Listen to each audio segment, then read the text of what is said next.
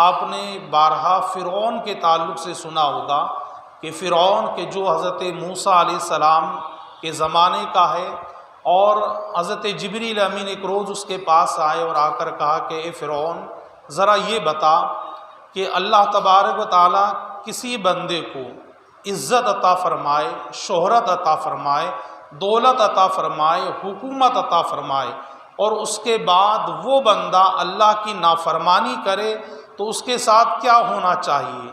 فرعون اور حضرت موسیٰ علیہ السلام مصر میں رہتے تھے، اور مصر کے اندر ایک دریا ہے کہ جس دریا کا نام دریائے نیل ہے۔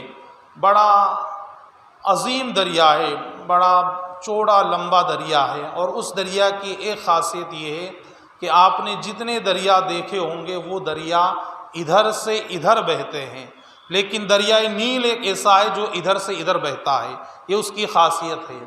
تو اس دریائے نیل کے بارے میں فرعون نے کہا کہ جس بندے کو اللہ عزت دے، شہرت دے، دولت دے، حکومت دے، اور اس کے بعد وہ بندہ اللہ کی نافرمانی کرے، تو فرعون نے خود نے کہا کہ اسے تو دریائے نیل میں ڈبو دینا چاہیے۔ یہ اس کا خود کا بھی فتویٰ تھا، خود کا بھی فیصلہ تھا۔ اللہ تبارک و تعالیٰ نے فرعونی کو عزت عطا فرمائی، فرعون کو دولت عطا فرمائی، فرعون کو حکومت عطا فرمائی، اور جب حکومت کے اندر ملنے کے بعد اتنا اندھا ہو گیا کہ اپنے آپ کو خدا کہنے لگا، اور کہنے لگا کہ میری عبادت کرو، میری پرستش کرو، میرے سامنے اپنے سروں کو جھکاؤ، اور اللہ کا نافرمان بندہ ہو گیا۔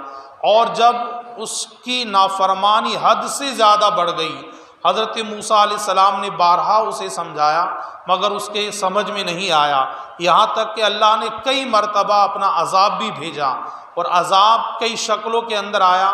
ایک مرتبہ تیز آندھی آئی عذاب کی شکل کے اندر، ایک مرتبہ تیز بارش آئی، ایک مرتبہ جو ہے مینڈکوں کا عذاب آیا، یعنی مینڈکوں کی بارش ہوئی، جگہ جگہ پر مینڈک ہی مینڈک ہوتے، انسان منہ کھولتا اس کے منہ کے اندر مینڈک چلا جاتا، انسان کھانے کے لیے لقمے کی طرف ہاتھ بڑھاتا وہاں مینڈک مل جاتا، پانی پیتا گلاس میں مینڈک آ جاتا۔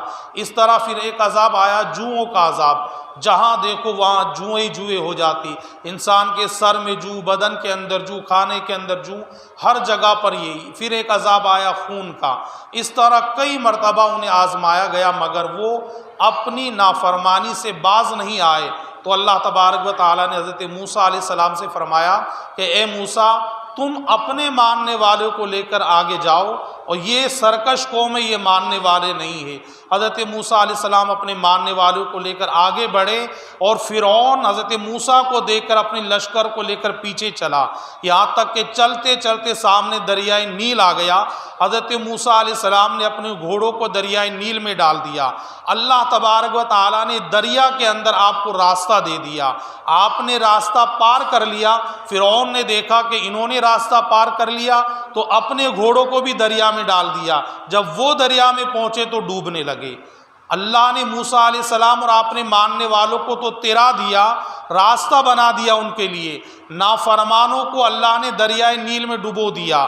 جب فرعون گوتے لگا رہا تھا، کبھی پانی میں جا رہا تھا، کبھی اوپر آ رہا تھا، گوتے لگا رہا تھا، اسی وقت حضرت جبریل آئے اور آ کر وہی فتویٰ، وہی خط دکھایا کہ جس کے بارے میں فرعون نے کہا تھا کہ اللہ جسے عزت دے، شہرت دے، دولت دے، اور اگر وہ اللہ کی نافرمانی کرے تو اسے دریائے نیل میں ڈبو دینا چاہیے۔ اے فرعون، تجھے اللہ نے دولت بھی دی، عزت بھی دی، شہرت بھی دی، اس کے باوجود تو نے اللہ کی نافرمانی کی، تو اب اللہ کا حکم ہے کہ تجھے اسی میں ڈبو دینا چاہیے۔ فرعون کو دریائے نیل ہی کے اندر ڈبو دیا گیا۔ یہاں سے پتہ یہ چلا کہ جو اللہ کی نافرمانی کرے اسے دریا کے اندر ڈبو دینا چاہیے۔ نماز فجر ہم نے چھوڑی، اللہ کی نافرمانی کی، بتائیے ہمیں کہاں ڈبونا چاہیے؟ جے پور میں تو دریا بھی نہیں ہے، امانی شاہ کا نالہ ہے وہ بھی سوکھا پڑا ہوا ہے، تو پھر بتائیے کہاں جا کر ڈوب کر مرے؟ اللہ کی نافرمانی کی، نماز فجر چھوڑنا یہ اللہ کی نافرمانی ہے، تو بتائیے پھر اس قوم کو کہاں ڈوب کر مرنا چاہیے کہ جو اللہ کی نعمتیں تو کھائے اور اللہ کی بارگاہ میں اپنی پیشانی کو نہ جھکائے۔